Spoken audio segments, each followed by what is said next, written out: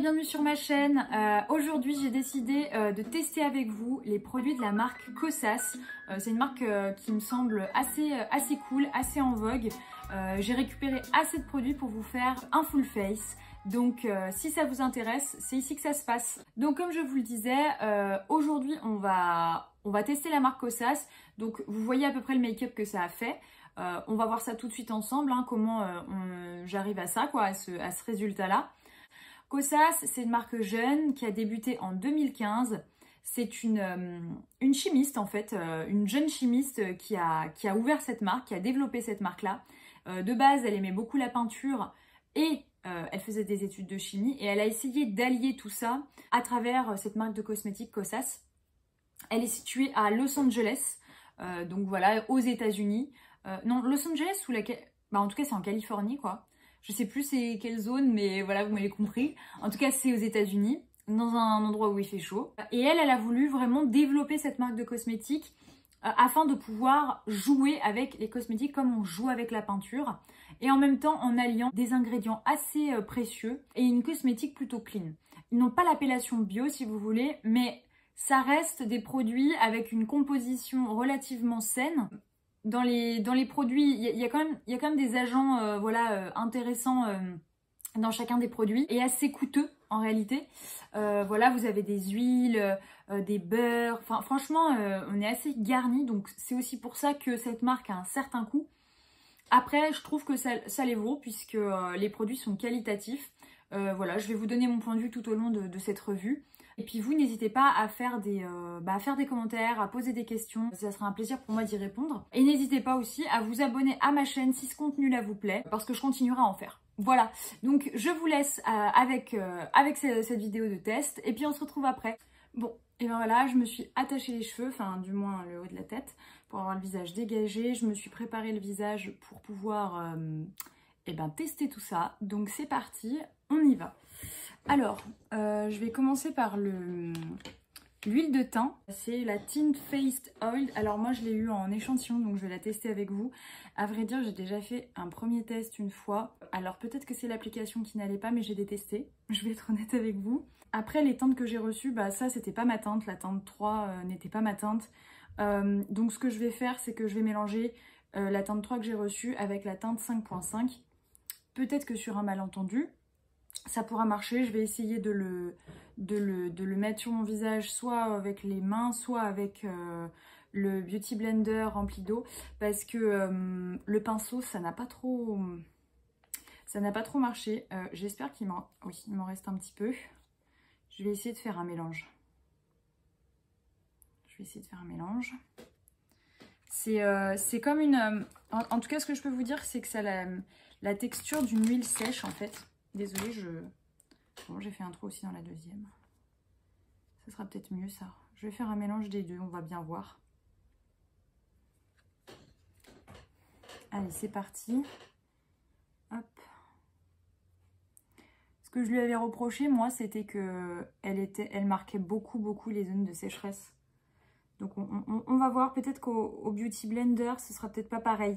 En tout cas, au pinceau, ça me marquait toutes mes zones de sécheresse. Du coup, je n'avais pas du tout apprécié.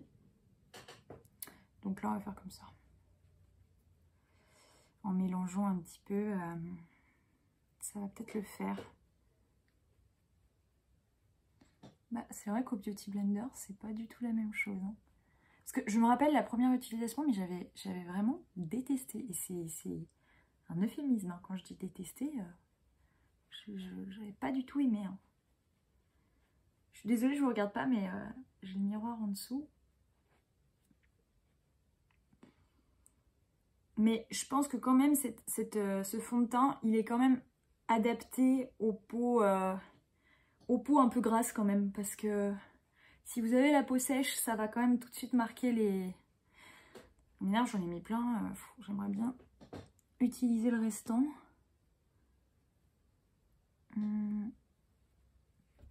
Bon, par contre, c'est vrai que ouais, je change d'avis par rapport à la première fois où je l'ai testé. J'essaye d'en remettre un petit peu, histoire de ne pas gâcher.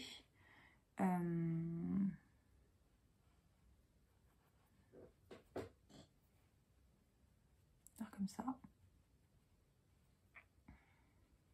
Parce que j'ai vu plein de youtubeuses dire qu'il était génial, enfin que c'était un anti-cerne incroyable, pas un anti-cerne, qu'est-ce que je dis, une huile de teint géniale, enfin elles avaient adoré quoi. Moi je vais m'en mettre dans le cou, tiens. Voilà, comme ça j'ai tout utilisé. Ça me frustre un peu de ne pas pouvoir tout utiliser donc...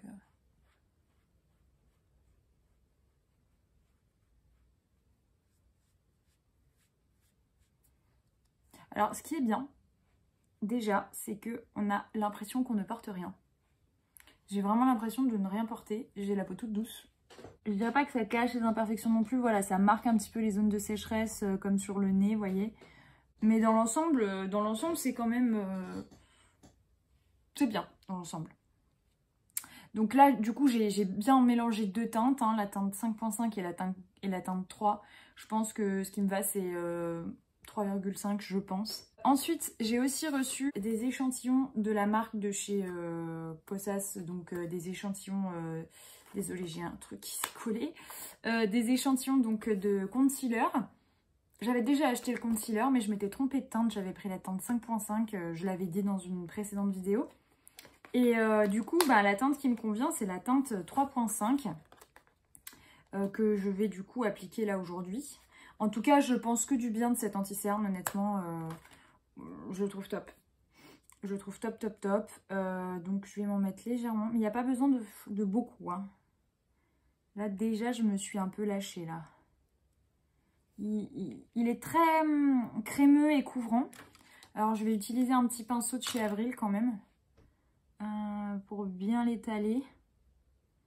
Mais par contre, ce qui est très étonnant chez Kosas, c'est que tous les sous-tons sont très très très jaunes en fait. Hein. Faut avoir la peau jaune en fait quand même hein, pour utiliser cet anti-cerne. Oh mince, j'en ai mis là. Pour utiliser cet anti-cerne. Bon, par contre, ça couvre bien les cernes. Waouh! Ouais, ça couvre vachement bien les cernes. De toute façon, je vais me le racheter avec la bonne teinte là. C'est juste que j'attends d'avoir un peu les sous. Et puis... j'ai commandé l'anti-cerne de chez Ray Perez, donc je vais voir ce qu'il donne. En tout cas, ça va, il est quand même couvrant, il est pas mal. Hein. Ça m'a même camouflé mes petits angiomes, parce que j'ai des petits angiomes malheureusement, là sur l'œil. On va mettre un petit peu là. Donc voilà, je sais pas si vous voyez bien, mais plutôt contente hein, quand même. Je vais en remettre une petite couche. Après, je peux vous le dire honnêtement, ils tiennent bien au cours de la journée, ils s'effritent pas. L'anti-cerne est vraiment très très bien. C'est juste ce qui peut être un peu perturbant, c'est que c'est jaune quoi. C'est bien jaune. On ne s'attend pas à avoir en fait un anti-cerne avec autant de sous-tons jaunes.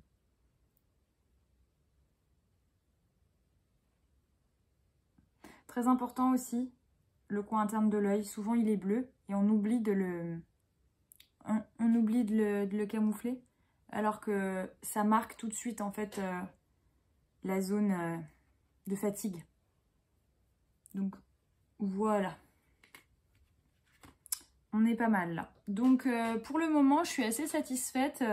Autant la première utilisation du fond de teint, j'avais pas tellement aimé.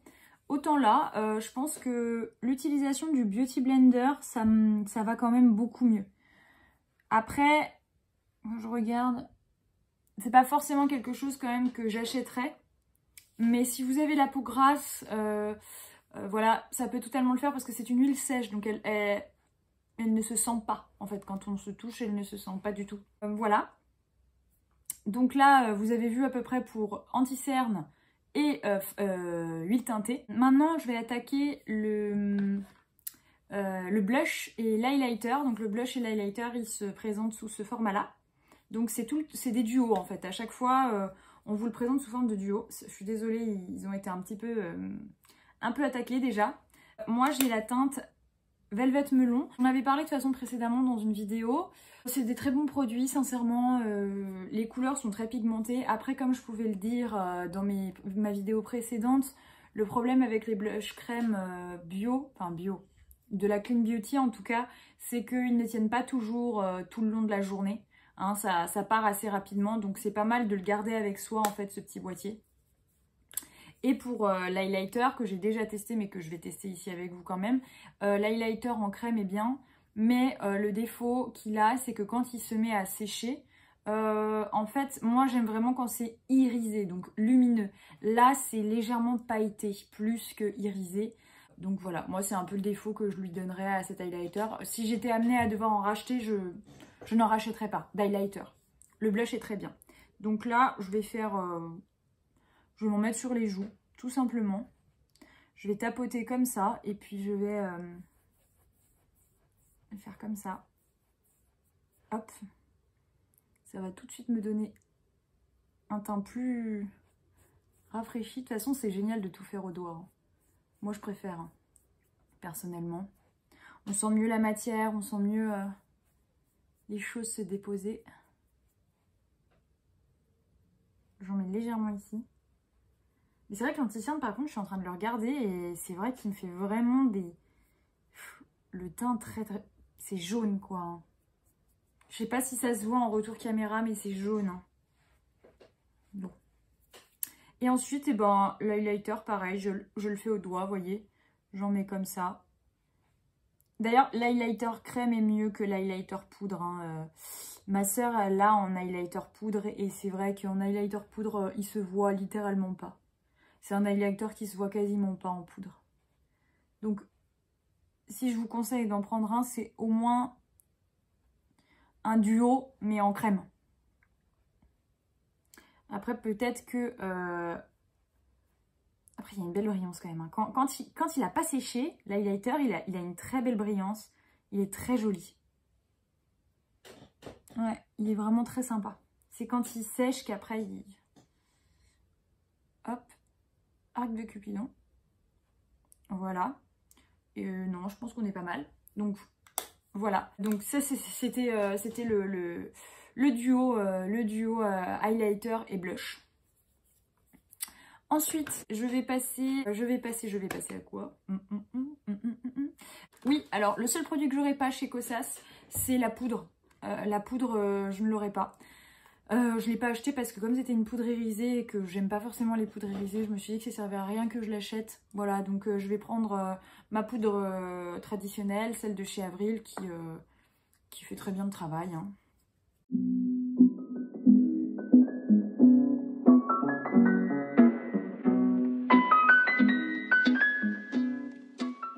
Là, le teint est fait à peu près, comme vous pouvez le voir. J'ai fait cerne, fond de teint, poudre. On est pas mal. Donc là, je vais venir sur les espèces d'eyeshadow. Les eyeshadows, ils appellent comment? Ils appellent ça seconde eyeshadow. Donc moi, j'en ai 3. Voilà, j'en ai 3 comme ceci. J'ai la teinte Globe, qui est un espèce de nude, un petit peu. Champagne, une couleur un peu champagne. J'ai la teinte Astronaute, voilà, comme ceci, qui est une teinte bleu-gris qui honnêtement ne me va pas du tout. Ça va pas du tout avec la couleur de mes yeux. Moi j'ai les yeux bleus mais du coup ça va pas. Ça ne rend pas bien.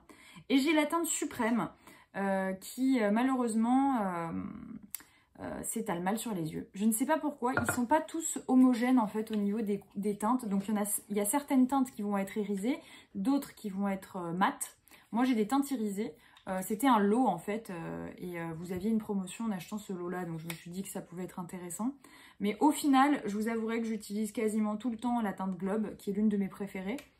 Les deux autres, si vous voulez ça, si vous avez les yeux marrons à la rigueur, ça peut peut-être être joli, et celle-là elle est très jolie mais elle s'étale mal, c'est à dire que quand vous la mettez sur la paupière elle a tendance à partir, enfin le pigment part avec le doigt si vous travaillez au doigt. Moi j'ai tendance à faire ça, je travaille ça au doigt.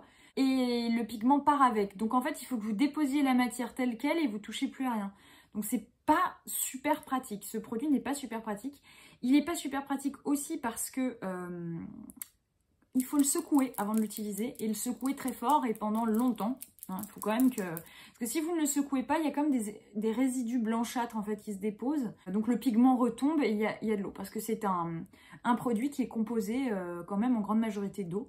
C'est pas une huile, c'est de l'eau que vous mettez qui sèche en fait. Donc aujourd'hui, je vais utiliser la teinte Globe du coup parce que c'est la plus jolie, c'est la plus pratique à mettre. Et elle, pour le coup, elle s'étale très facilement. Donc, je la secoue un peu avant du coup. Voilà. Et là, j'en mets sur la paupière. Voilà, j'en mets un peu comme ça, vous voyez. Et après, j'étale avec mon doigt. Moi, je fais tout au doigt, de toute façon. Je trouve ça bien plus agréable. Mais la couleur est très, très, très jolie, par contre. Enfin, si vous aimez les couleurs un peu discrètes, pas trop tape à l'œil, mais en même temps, qui mettent en avant les yeux, enfin, qui... fasse un joli effet sur les yeux, bah c'est parfait. Cette teinte, elle est parfaite. Franchement, c'est un nude en fait. C'est vraiment ouais, un nude. Tout ce qui est plus nude. Sur l'autre œil.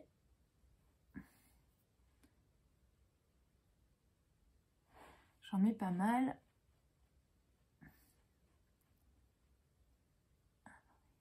Non, il m'en manque un peu. Je vais en mettre un petit coup.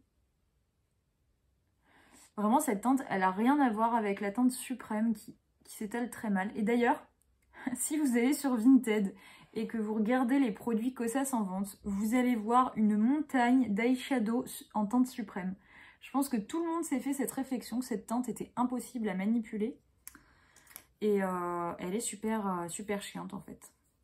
Donc voilà, ça rend comme ça. Donc maintenant, je vais utiliser le mascara. Le mascara, donc je ne l'ai jamais testé à vrai dire. Donc ça va être un crash test. Là, je ne sais pas ce qu'il vaut.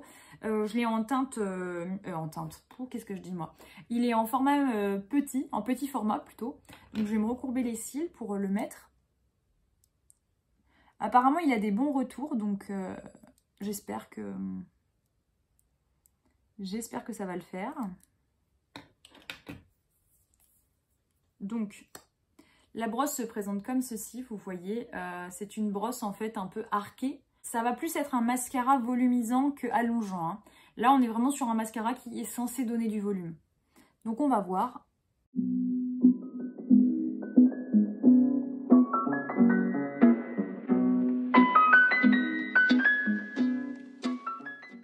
En tout cas, il est volumateur.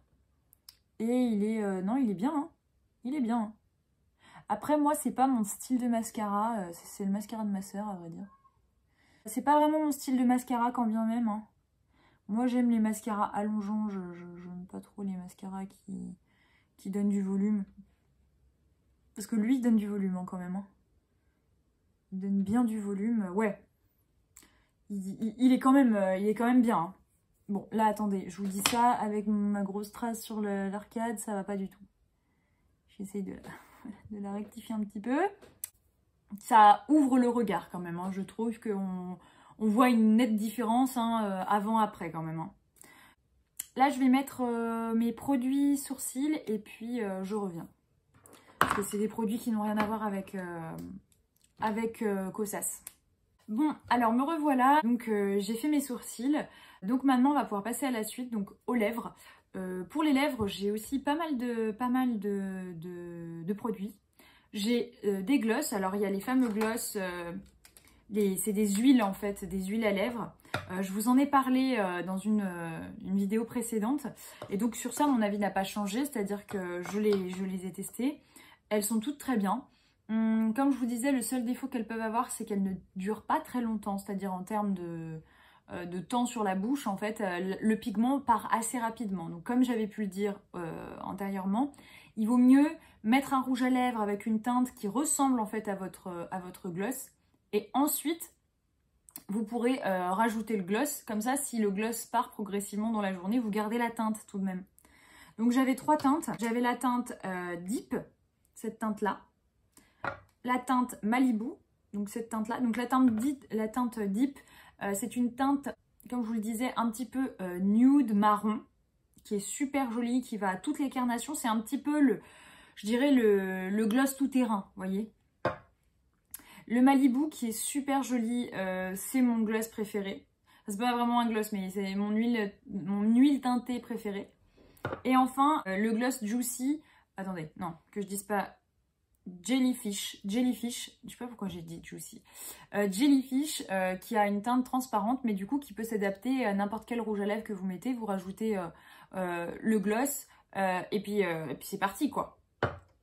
Ensuite, j'ai des rouges à lèvres, donc j'en ai 4.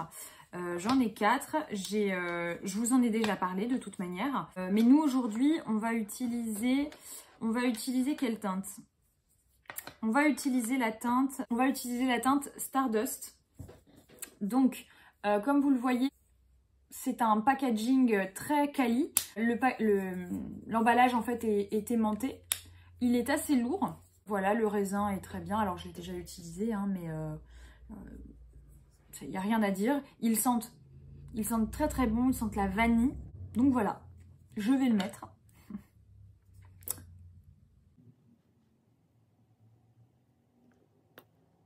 Alors j'avais mis du baume à lèvres avant, donc mais ils sont très très crémeux. Hein.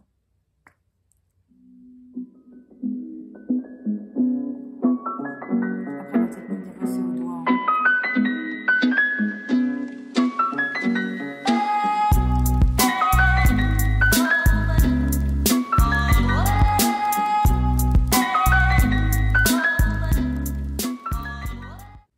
Vous voyez, c'est un nude si vous voulez, mais un nude avec des sous-tons, comment dire, pas marron, mais en tout cas c'est pas forcément du rose comme le Malibu par exemple, ou comme le Rosewater, le rouge à lèvres Rosewater qui est un vrai rose, un rose très girly. Là on est sur un rose mais avec des sous-tons quand même marron. Et donc par-dessus, je vais rajouter la teinte Deep, qui est une teinte qui correspond, hein, en fait à celle du rouge à lèvres Stardust. Le goût de ces huiles teintées, c'est délicieux. Je sais pas comment vous dire. C'est un petit goût de noisette. Ou de vanille. Je sais pas.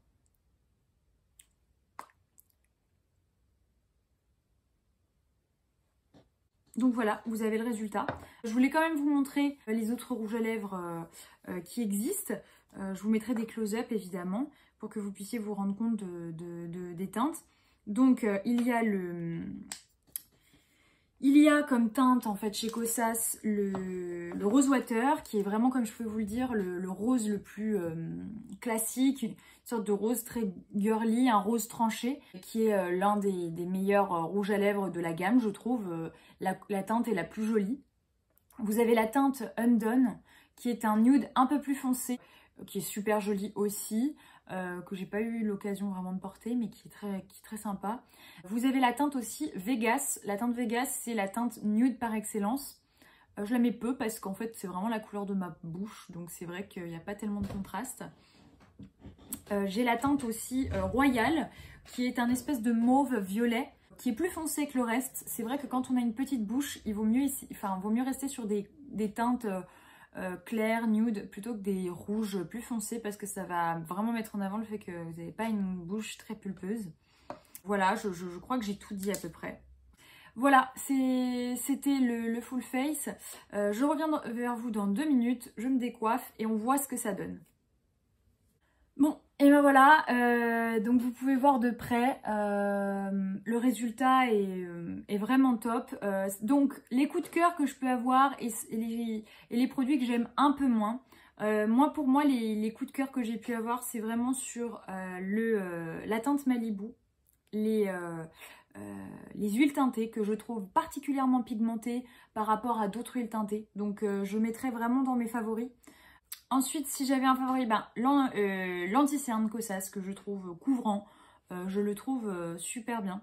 Et si je devais en prendre un troisième, je dirais le rouge à lèvres Rosewater. Là, c'est pas celui que j'ai sur la bouche, mais en tout cas, voilà, je dirais gloss, rouge à lèvres et qu'est-ce que j'ai dit juste avant?